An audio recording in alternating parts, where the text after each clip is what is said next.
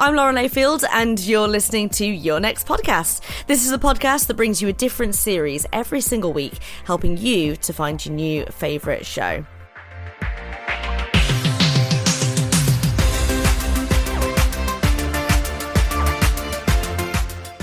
So today we're listening to Page 94, otherwise known as the Private Eye podcast. Now, Private Eye, I think, has a really unique place in our media and journalistic landscape. It provides genuinely cutting-edge investigative journalism whilst maintaining that really comedic and entertaining attitude to it all. Now, if you haven't read Private Eye before, I mean, I don't. I just, managed to catch little bits here and there because genuinely I think it's quite, it's for smart people, But this is a really good way to get into Private Eye. So this is a live episode. It's their end-of-year roundup, and it features editor Ian Hislop, of course, who you'll know, along with Harry Enfield, McLeod and Jan Ravens. And I just think this is a really good way of getting into it, and it's definitely encouraged me to actually read Private Eye going forward. So enjoy. This is Page 94. Hello and welcome to another episode of Page 94. My name's Andrew Hunter-Murray, but I am not hosting this week's episode. I am merely introducing a very special Christmassy bonus episode of Page 94. This is our annual Private Eye live from London's glittering West End spectacular show. This is a night that was recorded a few days ago at the Shaftesbury Theatre, and it features all the very best gags from this year's Private Eye Annual, which, by the way, still in shops if you can get your hands on one. They're very close to selling out, but it is a terrific annual. This is a night where all the very best gags are brought to life by a crack team of brilliant voices. So you're going to be hearing Harry Enfield, McLeod, Jan Ravens, and the whole thing, of course, is helmed by Ian Hislop. So over to Ian right now, without any further ado. Enjoy this little extra Christmas treat. Okay. We start with our Notes and Queries service, in which we try and answer readers' questions on very important subjects. So, Notes and Queries. 6-year-old Kevin from Newport Pagnell asks, at this time of year, I, like a lot of children, wonder how it is possible for one man with his gifts to fly around the world, being everywhere at once, bringing joy and harmony. Could you explain? Well, Kevin, this is one of the miracles of Christmas, and it's one that I hope you still believe in, despite what cynical adults might say. And actually, we've got the man himself here to answer your question. Hi, Kevin. It's Keir Starmer here. And I have a magic ability to fly everywhere, from Rio to Washington to Paris and London, in a very short space of time. This is because, as Starmer Keirmas, I have a special prime ministerial sleigh made by my father, who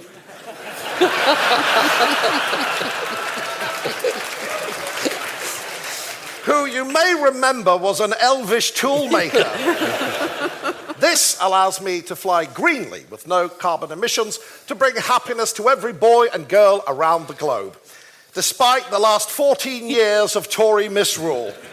No further questions. Thank you, Father Christmas.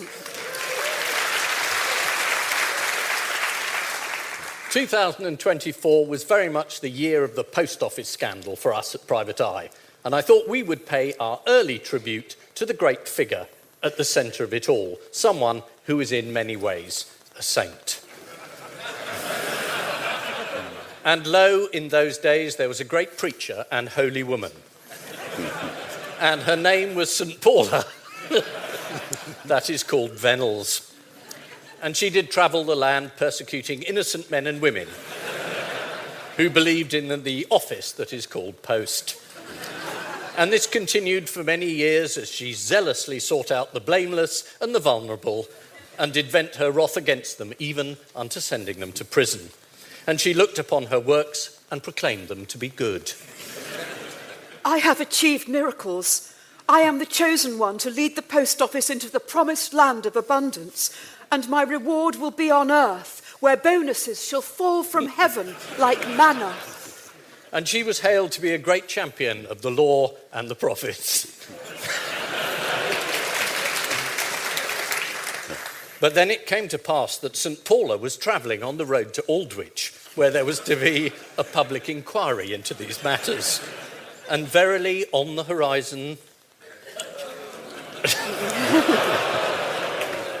St. Paula did see a blindingly obvious light, and it spake to her, saying, Paula, Paula, why do you persecute these innocent people? And St. Paula did fall to her knees, saying, I don't recall. I don't know. I wasn't there for that meeting. And the blindingly obvious light replied, This isn't very convincing, is it? But still St. Paula wept and gnashed her teeth, saying unto the heavenly presence, I blame everyone else. I was just too trusting.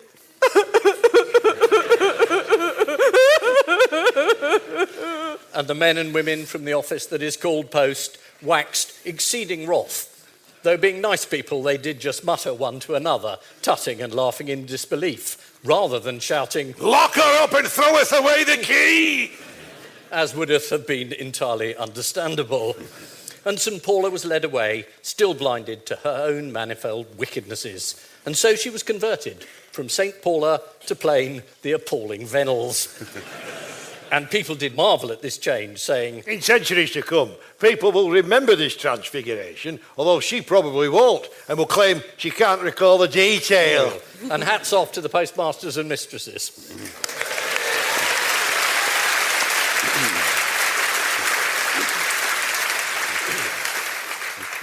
I was hoping now to read out a Christmas blessing from Paula's great friend, the Archbishop of Canterbury. But sadly, it seems to be lost in the post.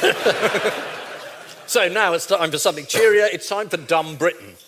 We start, it's questions from the tipping point, mastermind, the weakest link, the wheel. And so, for convenience, our presenter this evening is Bradley Walsh. What famous waterfall located in Africa was named in honour of a 19th century British queen? Niagara. Which Commonwealth country has had two prime ministers named Malcolm? Spain. Who was the Russian leader during the Cuban Missile Crisis of 1962? Rasputin. What was the Christian name of the suffragette whose surname was Fawcett? Farah. Which controversial British music impresario was the manager of the Sex Pistols? Robert Maxwell. The Kingdom of Lesotho is entirely surrounded by what other country? Wales. Featured on a Bank of England banknote, which economist wrote The Wealth of Nations? Milton Keynes.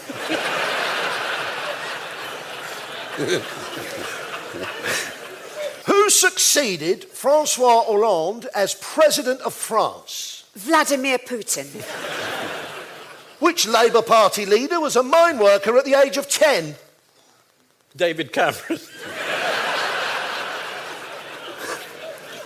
What Duke was played by Christopher Plummer in the film Waterloo? Duke Ellington. If it's your birthday today, 8th of March, your star sign is a fish.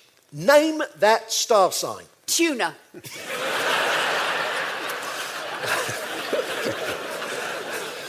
Which British naval commander lost his right arm in battle in 1797? Captain Hook.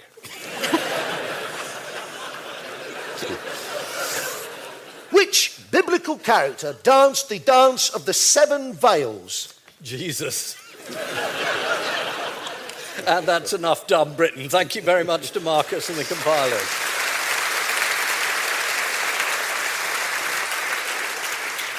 If you are looking for a book to buy a loved one this Christmas, there is an obvious choice, and it will be on sale later in the foyer. But you might prefer a book by Liz Truss, which came out this year and Private Eye was delighted to run a mini-serialisation of Liz Truss's autobiography, 10 Years to Save the West. In my totes amazeballs work, 10 minutes to write this book, I detail who is to blame for the total collapse of the British economy after my mini budget, which led to the premature end of my premiership. And I can exclusively reveal that it was all the fault of the following: the Blob, Tony Blair, virtue signalling eco-zealots, the anti-growth coalition, the anti-freeze coalition, the Tony Blob, the deep state, the deep fat fryer, the Bank of England, the Bank of Mum and Dad, lefty lawyers, righty lawyers, in-betweeny lawyers, the wokerati, snowflakes, cornflakes, Cadbury's flakes, Flake News, the OBR, the OBN, the OBE, the Obi-Wan Kenobi, the IMF, the IDF, IDS, the IRA, VAR, MFI, MI5, the Jackson 5, the Famous 5, the Secret 7, the BBC, Joe Biden, Joe Pasquale, Joe 90, Jeremy Hunt, the Queen, John Lewis, Ocado, lettuce. Everyone I ever worked with, everyone I haven't ever worked with, everyone but me. I know! Liz Truss.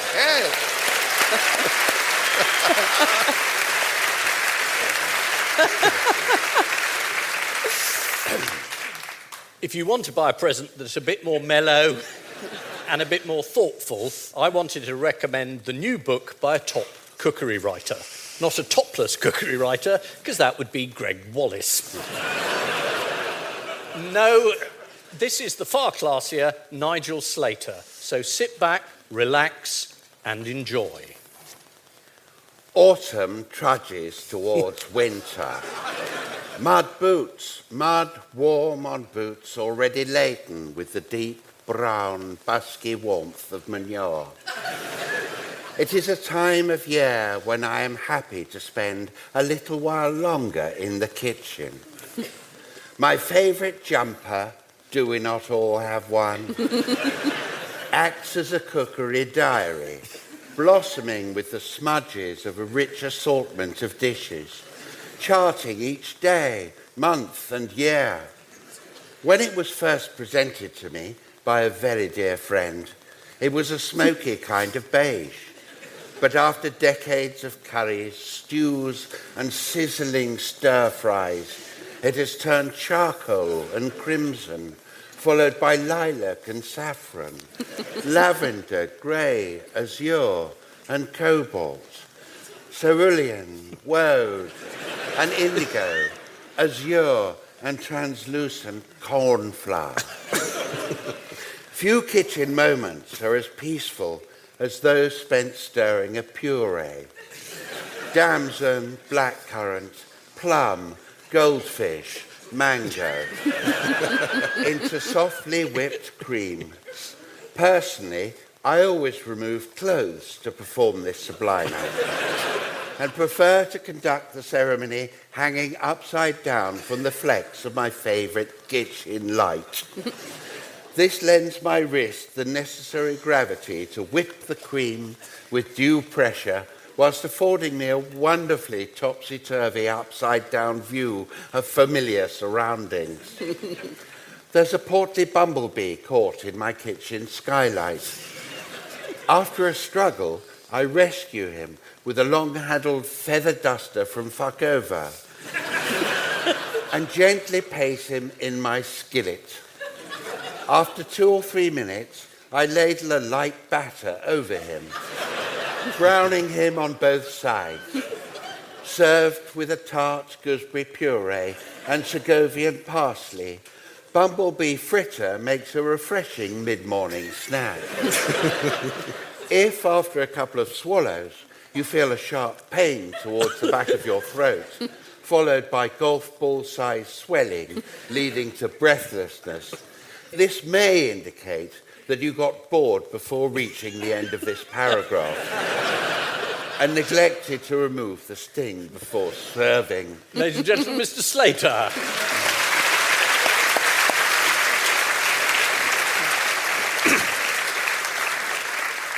Talking of upmarket features, Private Eye has its own resident poet, E.J. Thribb, who writes obituaries, eulogies, threnodies, in fact. And we'll be having a selection tonight, remembering some of the great figures of the age who left us in 2024. I would like to start with one of my own favourites. This is In Memoriam Tito Jackson, elder brother of Michael Jackson. So, farewell then, Tito Jackson. Not many pop stars are named after the former president of Yugoslavia. But you will be mostly remembered for the Jackson 5, or as it is now, the Jackson 3.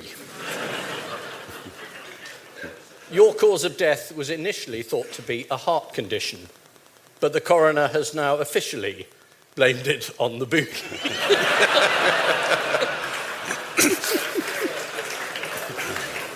I do apologise for that. It's not just old formats like poetry that Private Eye does. We're very modern. And we also run the thoughts of top technological titans like Elon Musk. These were his thoughts given to Private Eye before the big, important election of this year. This is the most important election in human history.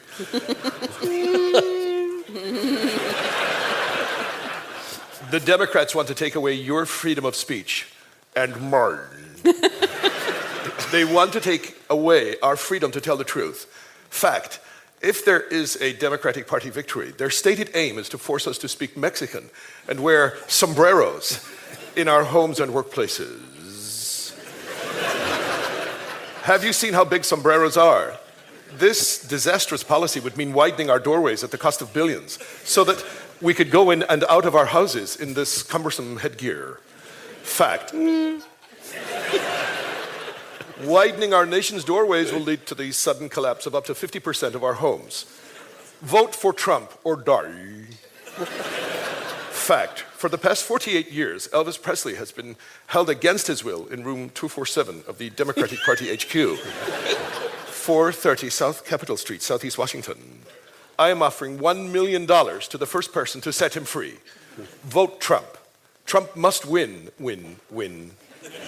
His administration has drawn up emergency plans to save the world. Fact, on day one, the White House plus Rose Garden will relocate to a prime location on the moon.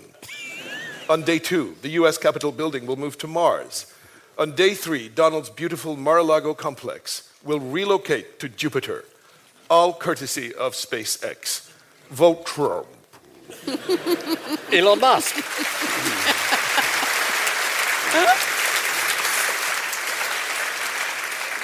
We did have an election here in the UK too. We had a very important election and we changed Prime Minister. Instead of a dull technocrat who doesn't like politics and kept announcing pledges and targets and getting tetchy about criticism, well, we got a big change.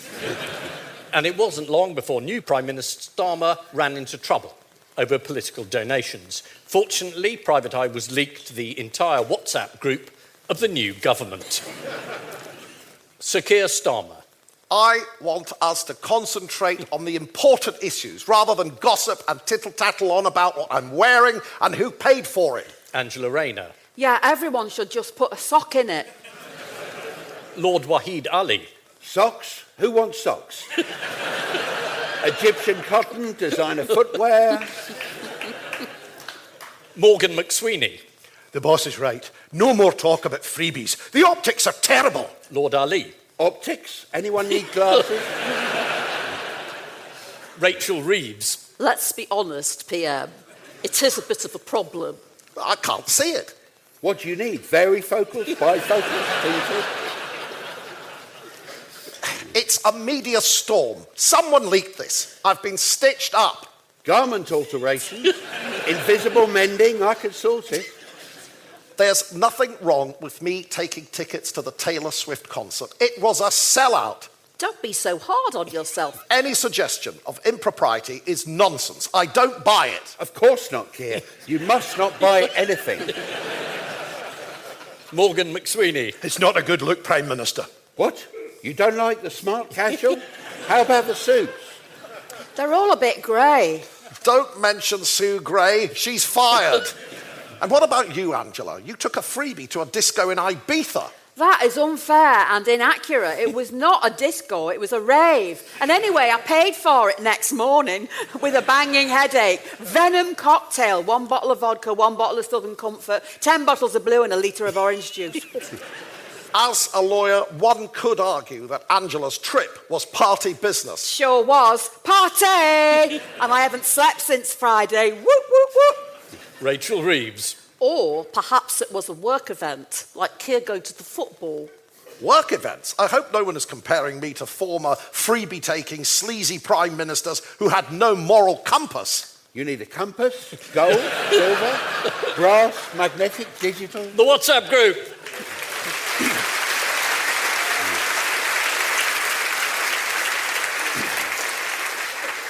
In 2024, another former Prime Minister wouldn't leave the stage and decided it would be a good idea to use his column in the Daily Mail to attack the new government in Britain. In Private Eye's office, we have an ironyometer, which I'm afraid broke on that day. This was Boris Johnson on standards in public life. I say,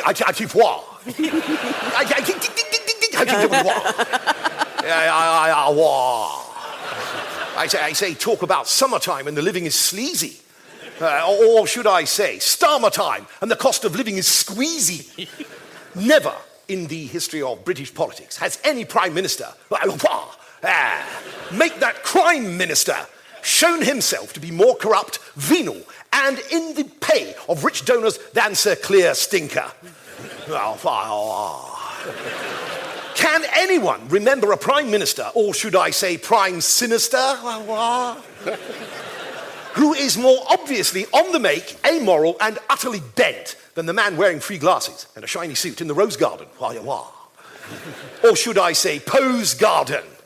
Yes, friends, we all know that Sir Sheer Smarmer has shown himself unfit to occupy number 10 Downing Street, where he downs beers and curries before putting on his expensive glasses, which he clearly needs because he can't see what a staggeringly hypocritical humbug he is.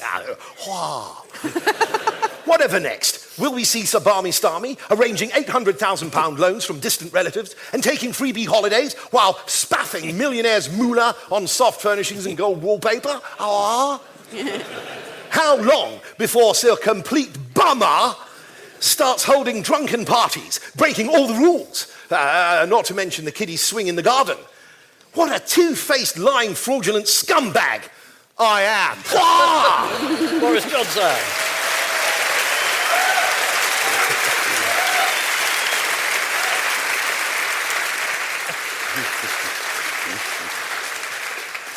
One of the major cultural debates at the moment is whether one should change the literature of the past to make it reflect current circumstances. And Private Eye says, yes, you have to modernise some old works, and in particular, the work of the Lakeland poets, whose moving descriptions of nature have had to be updated. Daffodils by William Turdsworth. I wandered, lonely as a cloud that floats on high o'er Windermere, when all at once I saw a crowd, a host of turds and diarrhea. Inside the lake, beneath the trees, festering and stinking in the breeze, continuous in a stream of slime and tinkle in a murky way. They stretched in never-ending line, like a giant litter tray. 10,000 saw I at a glance, bobbing their heads in shitely dance. That's quite enough verses.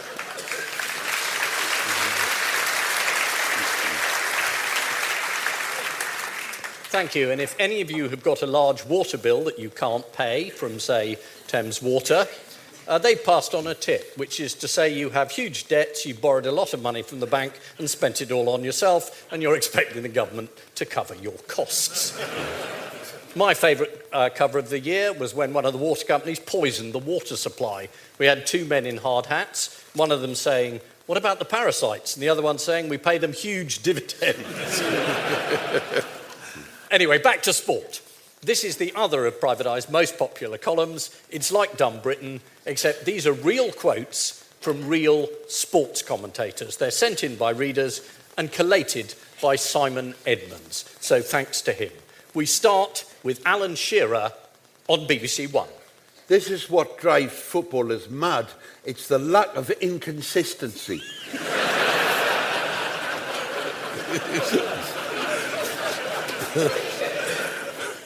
Rio Ferdinand on TNT Sports. Old habits die young. A commentator on Radio 5 Live. Literally with the last kick of the game, Declan Rice heads one in. Steve Thompson on Tangerine TV. He's gestating at the linesman.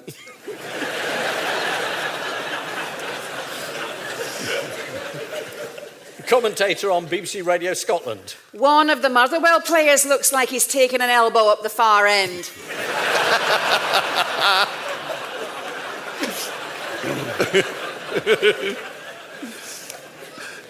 Rio Ferdinand again on TNT Sports. I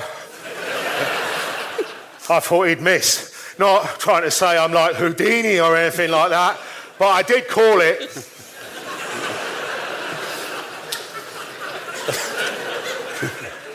Alan Shearer on the Rest is Football podcast. We can't speculate as to why or how or what or all of those things.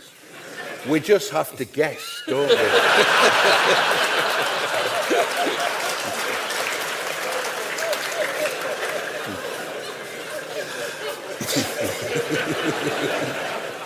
Jill Scott on Channel 4. What I love about Esri Konsa are his long balls. Pat Nevin on Radio 5 Live. That's the nearest we've come to a goal, apart from the 2 goals that have been scored.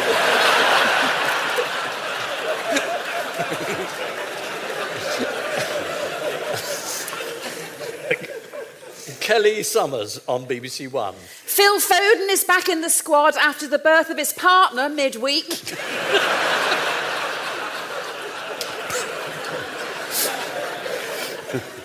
Karen Carney on ITV.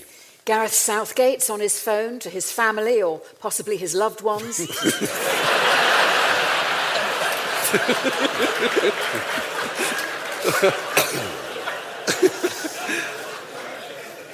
And again, it's Rio Ferdinand on TNT Sport. At the moment, he's passing all the question marks with flying colours. Commentator Balls.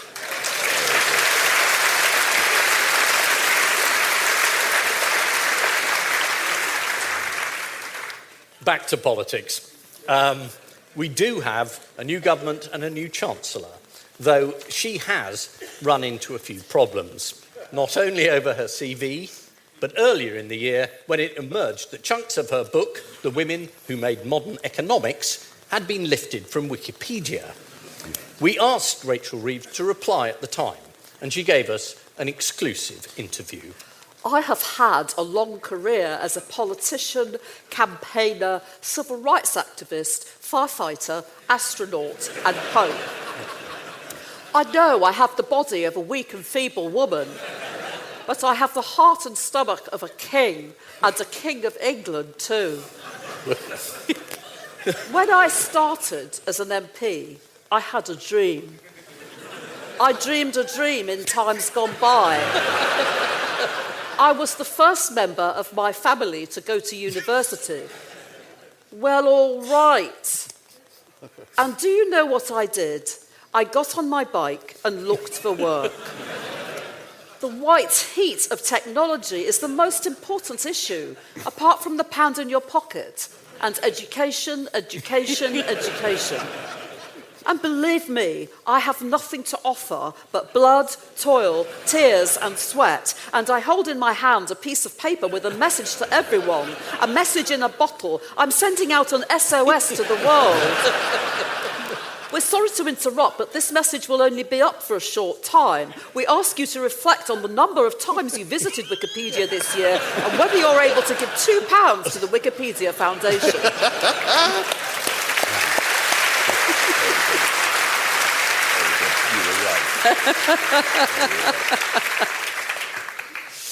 The Labour Party has had its troubles, whereas the Conservative Party has received positive press as it chose a new leader.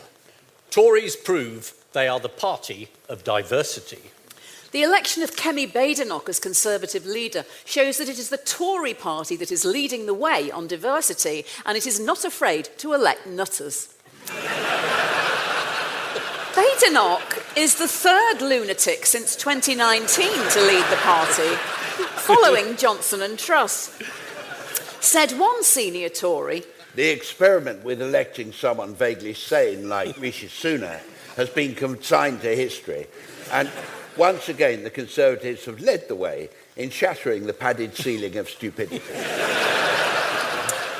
it's also hoped that Badenoch's election will stop the hemorrhaging of traditional Tory fruitcakes to reform. Said Nigel Farage, No, let me speak. Everyone's welcome. Come on in, with no conditions whatsoever. Hang on a minute. Even I'm not going to fall for that old bollocks. Pint of bark. It's now time for something more serious. Some stories dominated the news, and in 2024, Private Eye was forced to run the headline, "Shock, as news story not about Taylor Swift." But in the end, even we couldn't ignore it and joined in a desperate attempt to get some young readers. So here are 10 things you didn't know about Taylor Swift. There are like 94 billion sequins on every single Taylor Swift leotard. And if the sun is deflected off her outfit in the opening number, it produces a laser beam that can melt steel. When her fans all shout encore at the same time, the resultant rush of wind reroutes El Nino to the North Pole and increases the Earth's temperature by 10 degrees. So the average resale price of a ticket to see Taylor Swift is more than the GDP of Lithuania, Swaziland, and Great Britain combined. If you lined up all her ex-boyfriends, it would start at John O'Groats and end up at Harry Styles. Taylor Swift is the great-great-great-grandniece of Jonathan Swift, who inspired her latest album, Tortured Poets Department. Her parents met in 1984 and named their daughter Taylor after the British literary critic and Orwell biographer D.J. Taylor. Famous Swifties include the Pope, Anne Widdecombe, and Ayatollah Saeed Ali Hosseini Khamenei, the supreme leader of the Iranian Swiftomaniacs. If you melted down all her gold discs, you'd be able to fill Fort Knox 20 times over or replace the fillings in the teeth of all the rappers on the infamous Motherfucker label. Taylor Swift has filled up more column inches in newspapers than there are sequins on her leotard. See one above.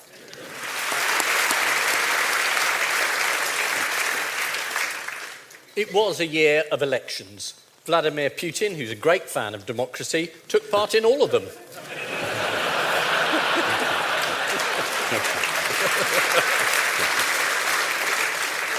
British, French, American, no elections in Russia this year, but then they have a different system in Russia. You put a cross over the grave of your opponents. Anyway, the big takeaway from politics this year was that populism is still popular. Who would have guessed? You promise the voters whatever they want and tell them if they don't get it, it's someone else's fault. So, here we have the winner of that particular mode of political philosophy, the winner of the US election. And he's now going to set out his plan.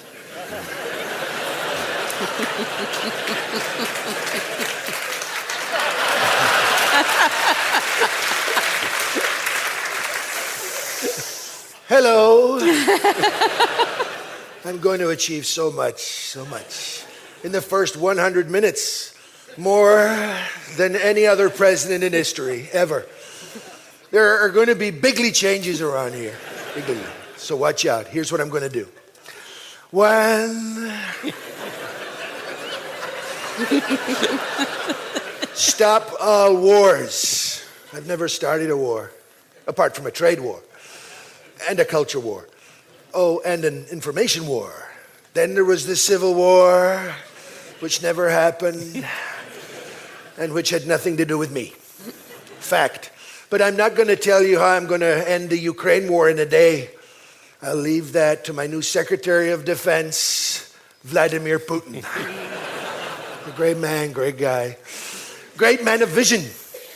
He has a vision for a united Europe, where all countries are one, called Russia. 2, I'll bring peace to all the troubled regions of the world, especially the countries run by racists, misogynists, and autocrats. They're my kind of guys, great guys. Sure, people say don't deal with the Taliban, and okay, maybe they're not as tough on women as they should be, but, but they're very smart people. They don't like women being seen in public. And Melania agrees. Great girl. 3, I'm going to pardon everyone implicated in the January 6th Stop the Steal Day of Love, starting with me. In no way was I responsible for our brave patriots storming the Capitol after I instructed them to storm the Capitol. Fake news, fake views. 4, RFK Jr. will make America healthy again by banning fluoride. When the kids of tomorrow go to the dentist, it'll be just as I promised in my campaign. Drill, baby, drill. By the way, RFK hates vaccines because his uncle, JFK, he had a bad reaction to a number of shots. True fact. 5, get him out of here. I'll put a top oil man in charge of climate change, someone who really knows everything about drilling and fracking. The late, great J.R. Ewing, senator for South Fork in Dallas. He's not dead. It was all a dream. Fact. Now go buy yourself something beautiful, Melania. Great job. Thank you to Lewis for Trump.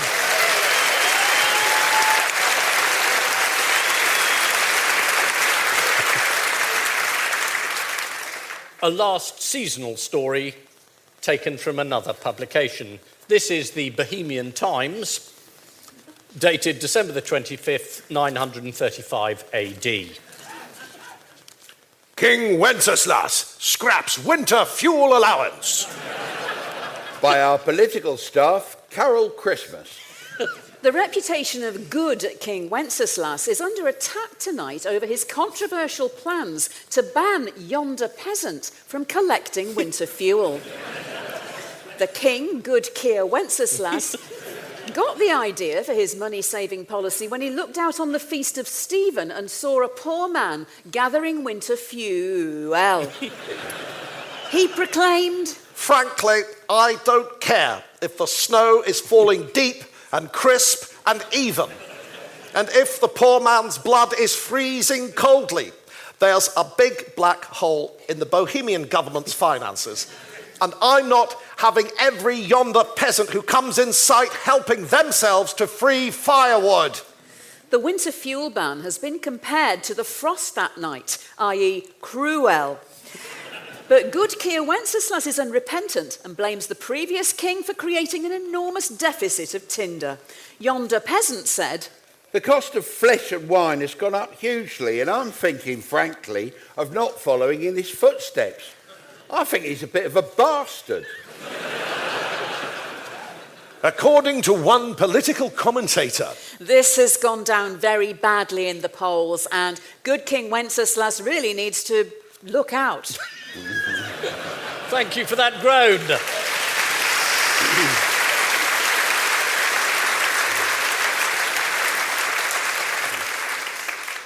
I gather we're running over time, but sorry, we cannot finish without a regular Private Eye feature. It's a letter to the Daily Telegraph from Sir Herbert Gusset, a frequent letter writer. Sir, I write with reference to the story about television personality Kirsty Allsop's 15-year-old son, who has spent 3 weeks travelling Europe without adult supervision, and the shock and dismay this has caused. It is a long way from my own experience during the summer holidays of 1936. We were encouraged in those days to make our own fun, and consequently I and two chums travelled that summer to Central Europe, thinking it might be rather fun to assassinate Adolf Hitler. We were trusted entirely by the adults to whom we suggested the plan, and experienced no mollycoddling as we put ourselves together with our supplies of boats, tent, rifles, high explosives, cyanide capsules, etc. Nobody dreamed of reporting our parents to social services. Whilst ultimately unsuccessful, and whilst my two friends sadly perished as we returned at high speed across the English Channel, I myself returned unharmed, apart from the loss of a leg due to the actions of an irritating Messerschmitt. Naturally, Nurse made a huge fuss about it at the start of the next school term. However, it was a golden summer, and one of which the kid-loved younger generation today could hardly conceive. I remain Sir Herbert Gusset.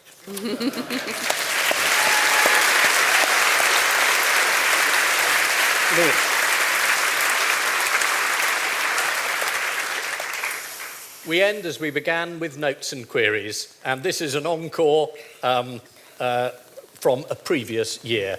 It is a notes and queries, someone writing in to ask who or what is the Badenoch. The Badenoch, of course, is the fictional creature from Lewis Carroll's favourite poem, The Badenochie. And tonight we have Sir Ian McKellen with us to reprise his version of The Badenochie. Well,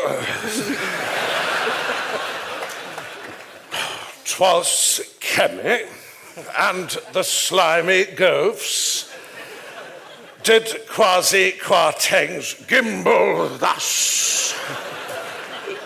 All mordaunt were the Tugend hats, and the Nadim Rishis outgrabe truss. Beware the Badenoch, my son. The flaws that bite, the boars that catch. Beware the javid bird, and shun the frumious Maggie Thatch. Ladies and gentlemen, the cast.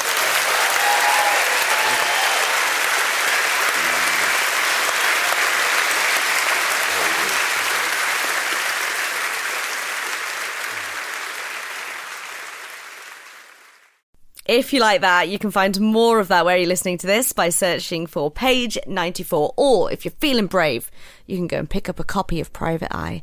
We'll be taking some time off for Christmas, but we'll be back in the new year with plenty more brilliant new podcasts. So until then, enjoy Christmas, enjoy your time off, enjoy all your food and family and socialising. And don't forget, you can find all my recommendations along with news, reviews and much more on Podcast Rex at www.podcastrex.com. That's www.podcastrex.com. And Merry Christmas.